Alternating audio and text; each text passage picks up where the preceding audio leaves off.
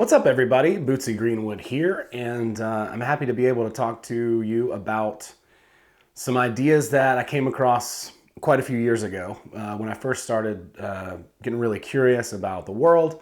I started looking into a bunch of different books, mostly like political books and old history books and things like that, and really try to start to make sense of the world around me that way. And it caused me to kind of go into not very satisfactory type of headspace. I'm just I'm just really sensitive, guys. Like yesterday I was on Facebook and it just felt like everyone was just throwing muck at each other and just mad at each other. I think that the polarization that has happened in this country is very obvious. And I don't think people are thinking for themselves, okay? I think people are really taking the bait and they're jumping on this bandwagon or that bandwagon and they're throwing meatloaf and mashed potatoes at each other like it's a school cafeteria food fight. And I guess that's better than them doing it in the streets, I guess. But just because you're behind a laptop doesn't mean you get to just act like a little ass bag, you know? It's just not cool. So anyway, that kind of put me in a funky mood yesterday. I believe that was yesterday. And I've been meaning to make this video for a while because I want to talk about what rights are. I think it's important for us to understand a little bit about the world, and if rights are inherent and self-evident, then that means it should be pretty obvious if somebody shows you that, right? We've also been talking about BS or belief systems, right? What is a belief system, right? These ways that we view the world, how wide is our awareness? You know, what BS are we, do we fall into? And now's a great time to really take stock and do some inventory on what our beliefs are. What do we believe about the world, right? What is it that we think about the world, and is that holding us back? And why is it that we like that particular idea or belief, right?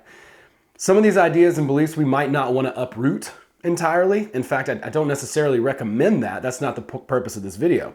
The purpose of this video is to identify those things and take stock and do kind of an inventory. Okay, what is my value set?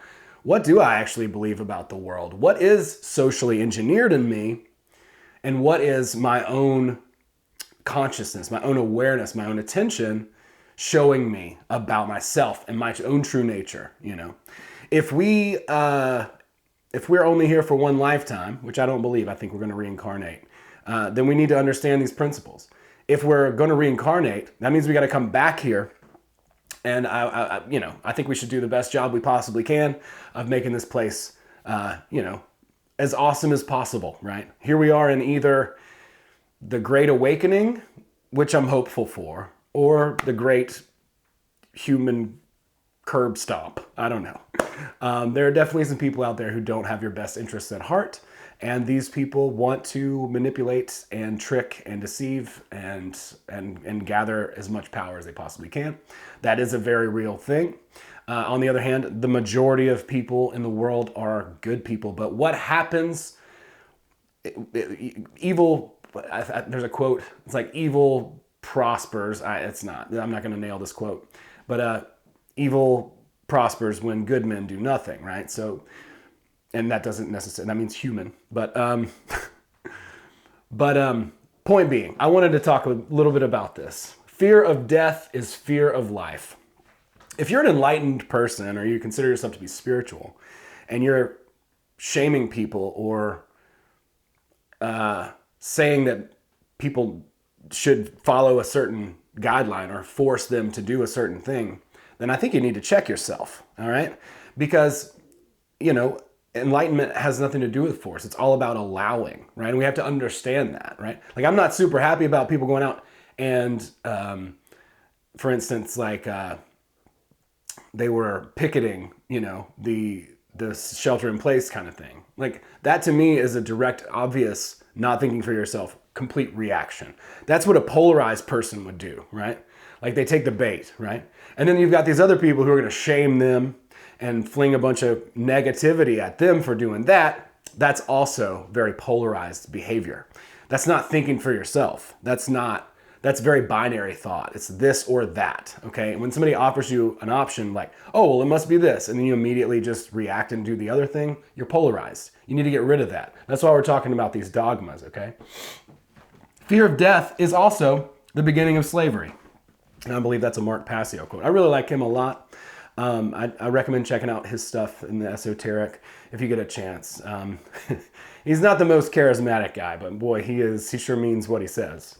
But this is a really good quote here, you know. As we continue to see the centralized planning committee become more and more centralized and more distance from us, I think it's really important to keep in mind that we need to really, really, really look around and see what's going on around us in our communities. Fear of death is the beginning of slavery? Absolutely. Because why? Because what was it? I think Benjamin Franklin said, if you want freedom and safety, you'll have neither, basically, right? Because they will exploit this fear of death. This fear is really what it is. It's not even the death part, right? But as spiritual people, we need to accept death. Like that's what spirituality is. It's accepting death. Now, what else is there to be afraid of? And you're probably coming back anyways. So there's time, you know, no big deal. But fear of death is the beginning of slavery. Sure, pain sucks. I get it. But the death part of it is really nothing to worry about. But if they can exploit our fear, right, then people have control over us and they can get us to do things and manipulate us and trick us into doing things that are maybe not in our best interest. So some of these dogmas that we need to check. I would say religions. What is your religion? Okay? And when I say religion, I don't necessarily mean that it's a formalized one. I just mean, what is it? Are you a law of attractioner? Are you only transurfing? Are you only, this particular ideology? I think that there's natural law that ties into basically every single spiritual book. And these two worlds really can mesh and come together. And that's what's neat about it. But I'm not saying destroy your religion. I'm saying identify it. Identify your beliefs. What is that? I don't think organized religion in general is very helpful to humanity. People like Kenneth Copeland and Benny Hinn and, these type of people are a plague on our planet, I'll say. And they're pushing for the same sort of dominance and egoic power that a lot of the politicians are. So I would check that. Jesus wasn't doing TBN. Jesus wasn't, when Jesus was in the temple of the money changers or whatever, I don't think he was very happy. I'm pretty sure he was breaking shit. That was just what he was doing. Obedience to authority. All right. And again, I'm not saying disidentify with your religion. I'm saying take stock. What is it about that you believe? And what is it about it that's beneficial? And what is it about it that you just need to dump out? Because you don't have to identify with any particular idea or thought or structure or pendulum, as it were, right? We shouldn't be polarized, is my point. That's what hurts me. It's like I just watch these people doing this back and forth polarized behavior. And it's just a mental virus. It's ridiculous, honest to God. Like, I could use much harder language and cut off YouTube. Obedience to authority. What is authority? What is it? Is authority something that somebody wrote down on paper? Is authority something that someone, shouted from mainstream media and said that you must comply to this? Or is authority what your higher self ultimately decides? What is in here, right? And that's why I'm saying this is why we need to check this stuff, right? We need to check this stuff, all right? It's important. Ask yourself these questions, take a little bit of stock, and then I want to talk more about it because I think it's interesting and people are going to have different perspectives on this. And I think that's a good thing. I think we should encourage, talking about this kind of stuff. These two worlds must come together. This is a unity, because if you have all these spiritual beliefs, but then you don't apply them in the physical world, then what is that, Obedience to authority. Ultimately, your highest self is the authority, right? Not something that some other person wrote down on a sheet of paper that really just only benefits them. The common good.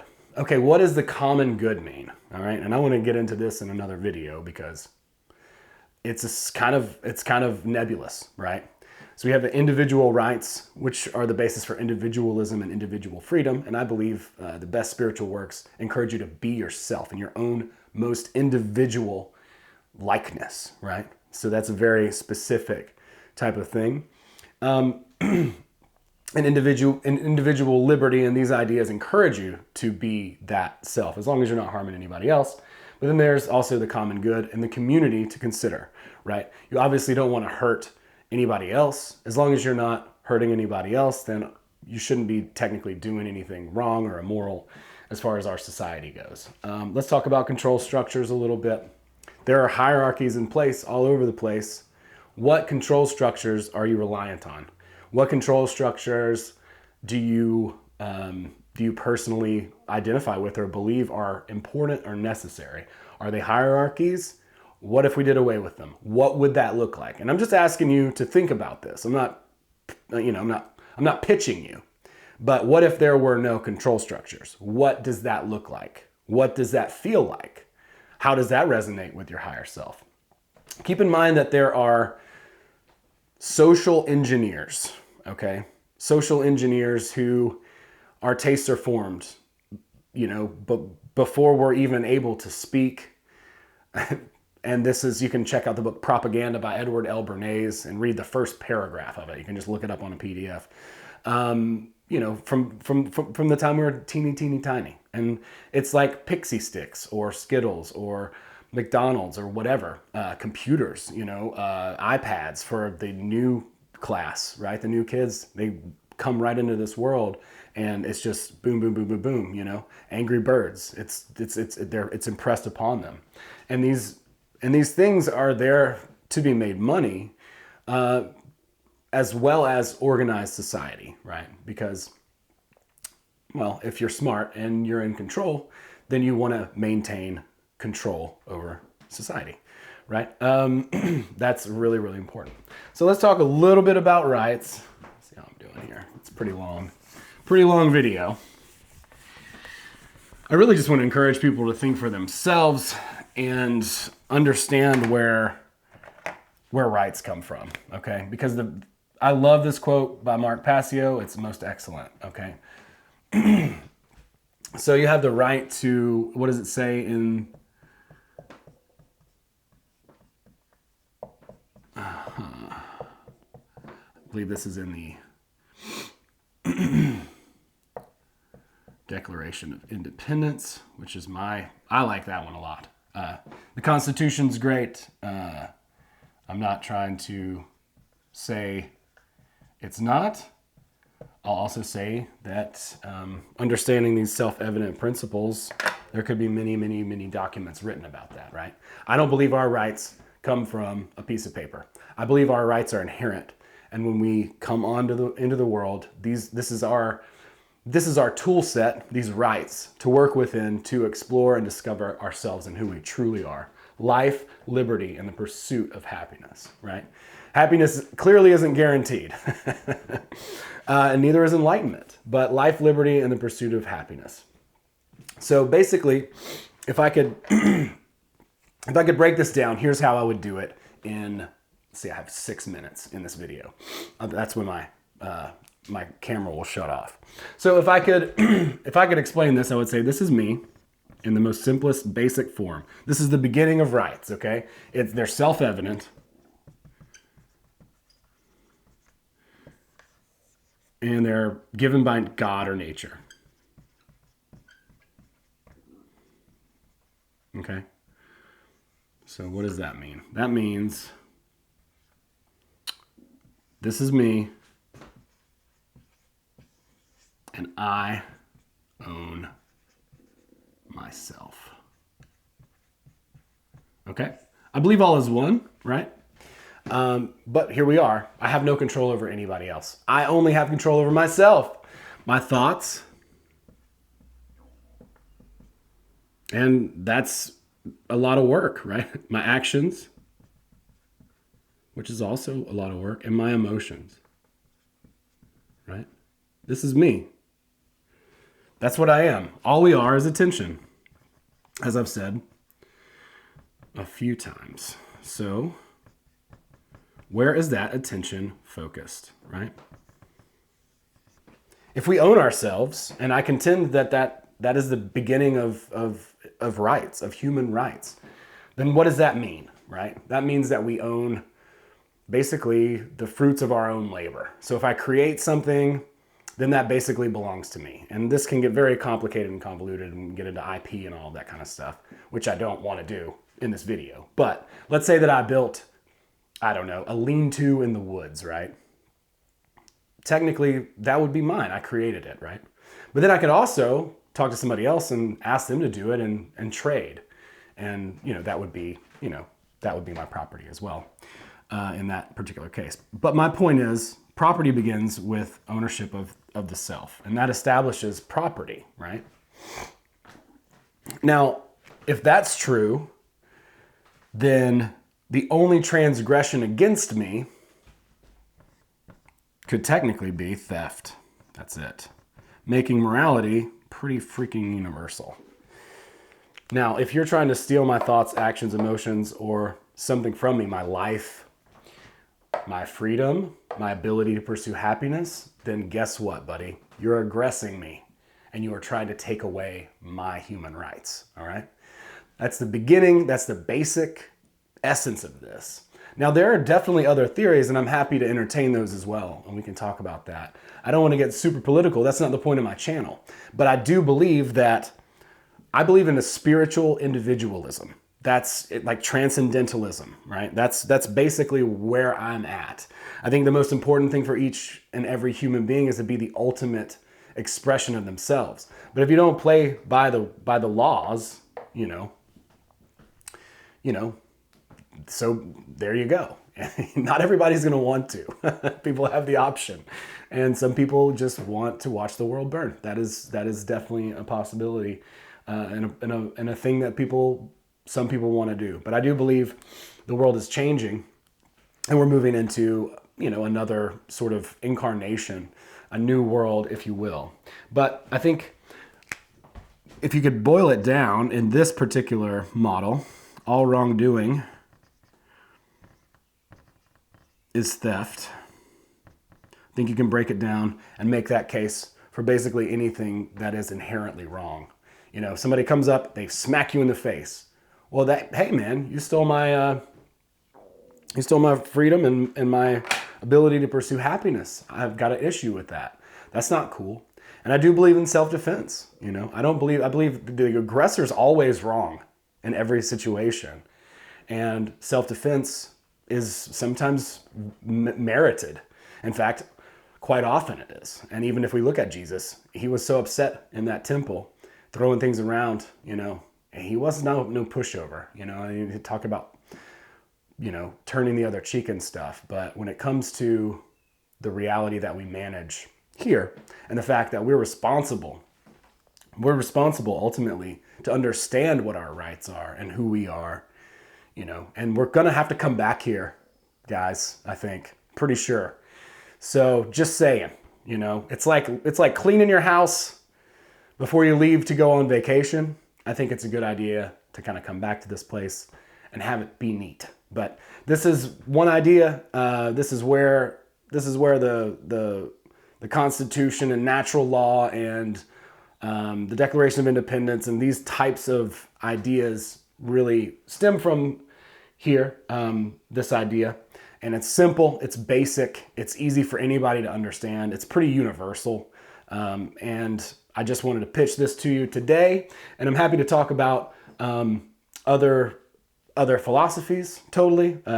My sister would be the first person to completely disagree with me about this. And I totally understand. But I think it's a good idea to take time to ask ourselves these questions. What do I believe? What is my belief system? What are my dogmas about the world? What is my BS? And why does this serve me? What particular part of it serves me? What part of it doesn't serve me? And then we'll go from there. I'm also going to be doing another audiobook here soon that I'm really excited about. And I appreciate you guys all for watching the video. Comment below. Hit me up on Instagram at Bootsy Greenwood. I'm on patreon.com/Bootsy Greenwood. Thanks, everybody. Have a good one.